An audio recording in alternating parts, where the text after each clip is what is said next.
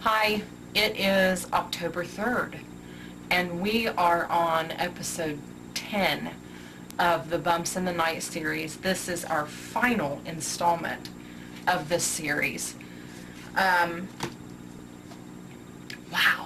can you believe that? The final installment,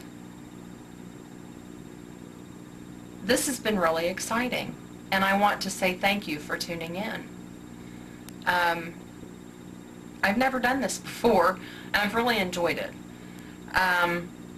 So, if you remember, we were talking about books and publishing and rejection letters and the fact that I had sort of lost hope that I would get the fine line published. Well, I found a company called Book Locker out of Bradenton, Florida, and they were a print-on-demand company. And I believe in print-on-demand. It's green-friendly. You don't have thousands of books in warehouses somewhere that have just killed about half of a rainforest of trees. The cost to me seemed reasonable. The only thing that kind of felt not so good was the fact that I submitted the manuscript and they immediately contacted me back offering me a contract. I should have known then. I signed the contract, didn't have peace about it, but there were several positives. I received a marketing guide that I was able to go by and start learning how to connect and interact with other authors and publishers and learn about marketing and different things like that. And that without that guide, I would have been completely lost. So I didn't have an editor, and I didn't have a proofreader, and I didn't have an illustrator, and I was working on limited funds, so the cover was extremely plain. I did the proofreading myself, and it didn't turn out so great. So I wanted to change it, and in order to do that, I was going to have to pay about $300. Here I was getting interviewed by all these people, and then the book had mistakes in it. And in fact, the wrong manuscript had been published. The mistaken manuscript had been published. I felt like I was heading down a road of no return that would end up nowhere. And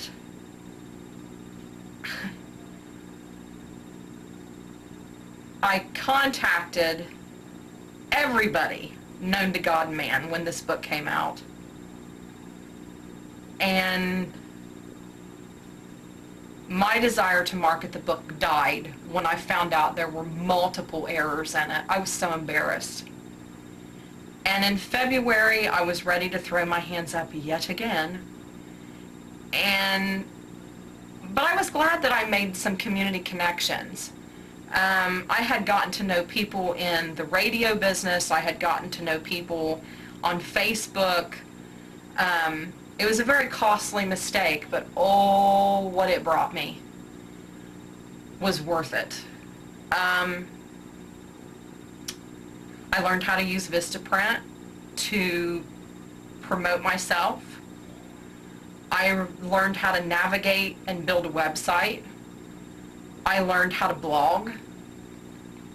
I had a crash course in marketing. And so then I decided, you know what?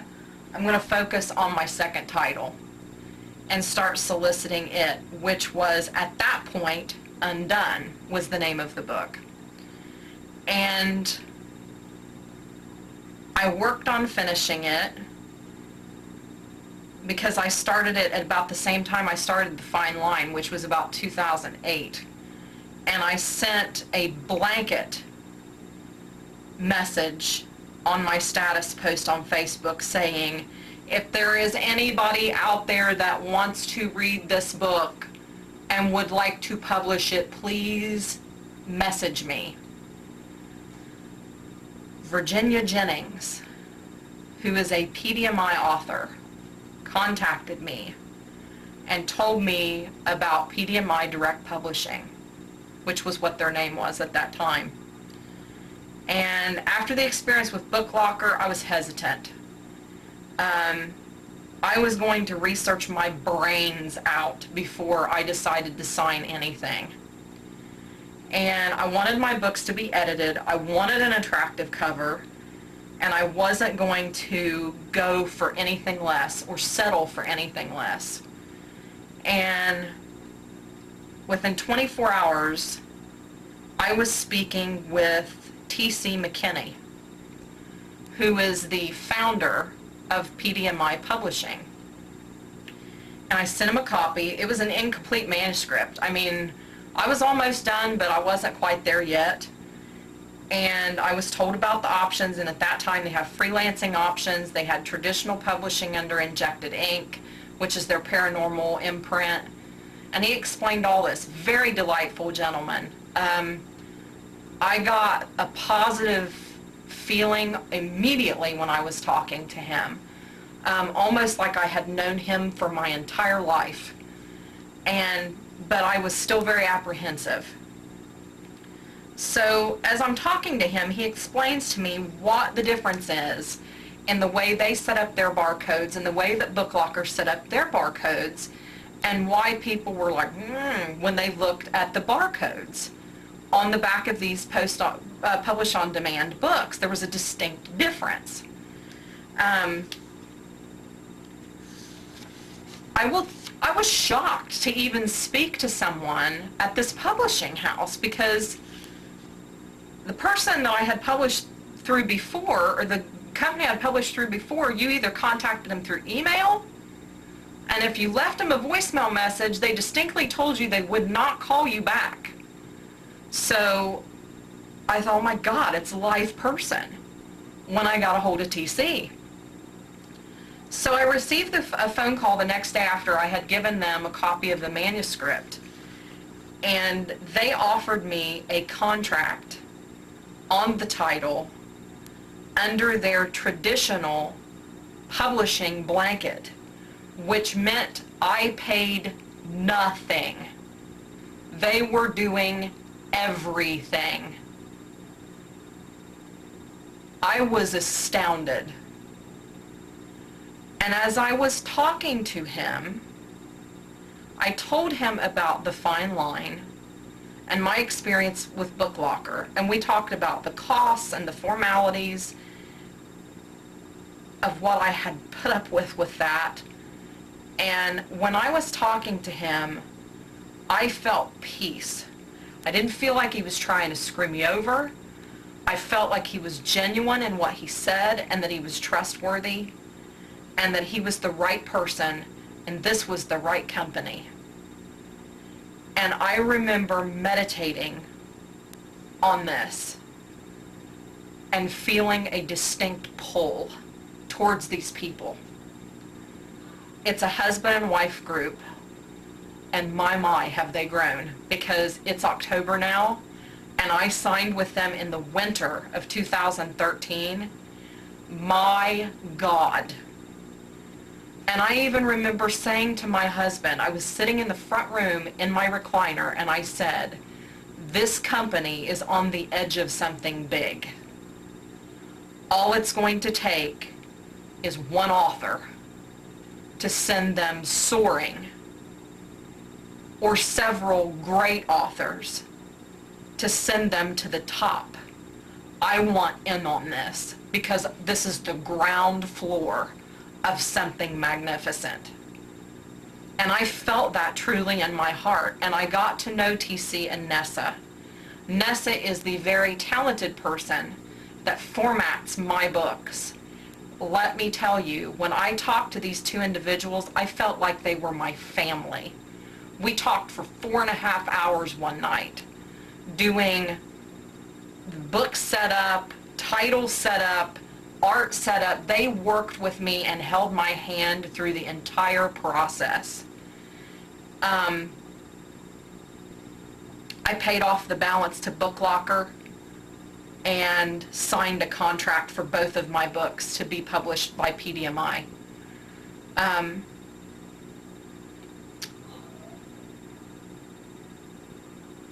PDMI, I can't say enough good things about them. They're my best friends.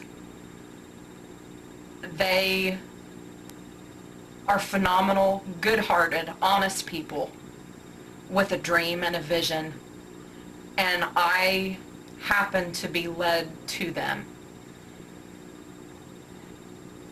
And they have taught me so much about everything, and we share so much together. We have a lot of the same beliefs. We agree that our meeting was absolutely no accident. In fact, TC had checked out my blog, and he said that he looked on the desktop and there was all the files. They just simply appeared. All of my blog files had transferred over onto his desktop. That's not an accident. And you can't do that. Like, he could have went on my blog and looked around, but there's no way he could download every single file if he did not have my password, and I know very good and well he's not a hacker. And he called me and he was like, "You will not believe what just happened to me."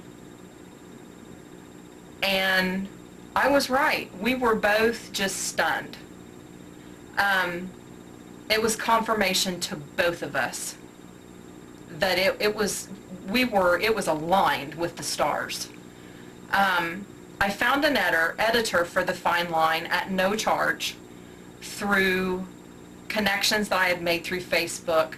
Richard Sprigg, God bless you, he cranked out the edited version of Between Worlds, The Fine Line within like a week. And Idolum was being edited by Clay, my Clay. I love my editors. I had found a home for my work, for my passion, for my dreams. I had looked and searched and beat my head against the wall, and PDMI had been dropped in my lap. And I love them. They are phenomenal, just phenomenal. And I'm working on my second installment of the Between Worlds series, which was Nessa's idea. And the title of it is Through Glass Darkly. I want to keep writing forever. Yeah, I do lose motivation sometimes, but I have a day job. I'm trying to be a mom and a wife and dealing with the daily drama of life. I don't have time to write as much as I want to, but it doesn't mean I'm going to stop.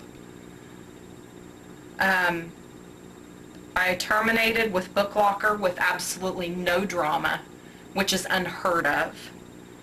And everything literally fell into place. So my motto is dream big, because I did. I'm not a celebrity. I'm not in Hollywood. I'm not anybody. But my dream was to be a writer. And PDMI stuck wings on my dreams, and they flew. And here I am. Very, very pleased with the publishing company that is now PDMI Publishing LLC.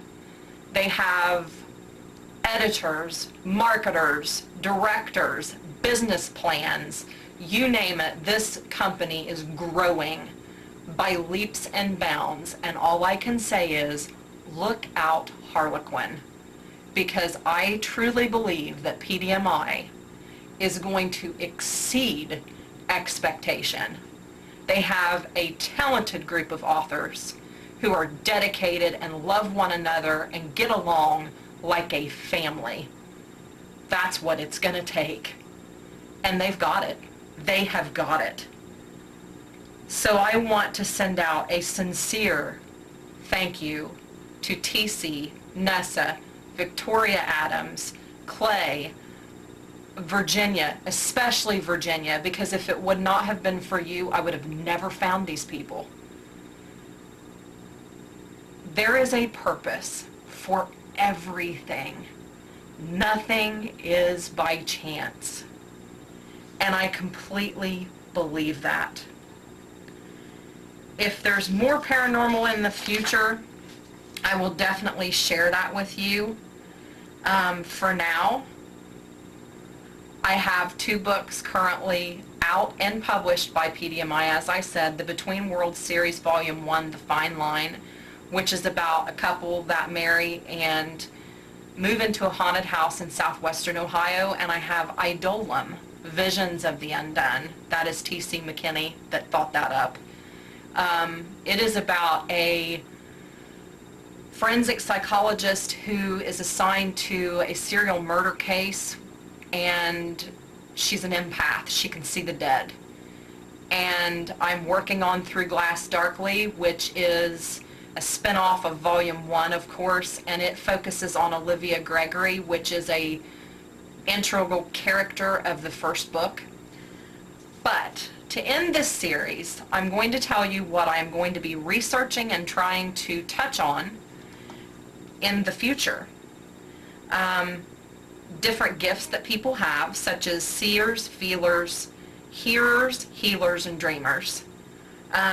What are shadow people? How can you cleanse yourself or your home? Are ghosts powerful? Can animals see spirits? Do you have ghosts attached to you? If so, how and why? What does it mean when you hear your name called and there's nobody there? Can animals play a role in the paranormal? In other words, once they're gone, what happens to them and how do they impact our daily lives? What is conjuring? What is a malevolent spirit? And why do scary movies scare me? You wouldn't think they would, but they do. So, with that being said, I want to let you know that I will be doing a segment on Blog Talk Radio, hosted by Willow Cross, on October 25th, which is my son's birthday, and we are going on vacation, but I'm taking the time to be a guest speaker on that radio show. So I appreciate it. Hope you tune in. And again, there will be another episode next Thursday to talk about some of the questions that I've had thrown at me in this series. Love and light, and have a great day.